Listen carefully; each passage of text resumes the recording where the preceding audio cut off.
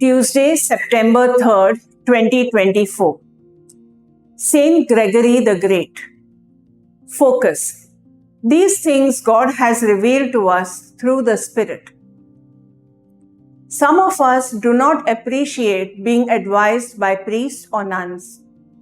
But when church leaders and elders guide us, it is by the inspiration of the Holy Spirit. Spiritual leaders who are anointed by God do not teach by human wisdom, but are led by the Spirit.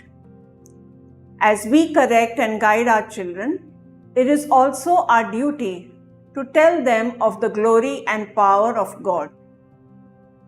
Worldly people find it difficult to understand and accept the things of the Spirit. In our youth, we too may not have been open to guidance. But through life's lessons, God has drawn us closer to Him.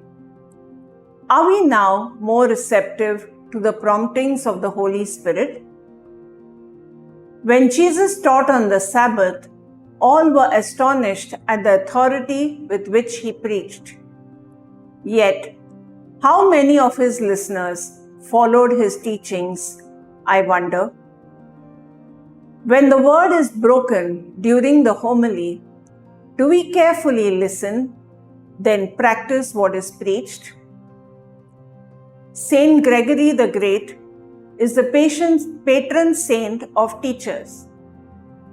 He was famous for focusing on missionary work. He sent people out to bring others to Jesus and into the church. We are reminded of Saint Francis Xavier, patron of missions, whose mission to Goa was a prime example. Fruit. I will strive to listen to the voice of the Holy Spirit and to the advice of Spirit-filled elders.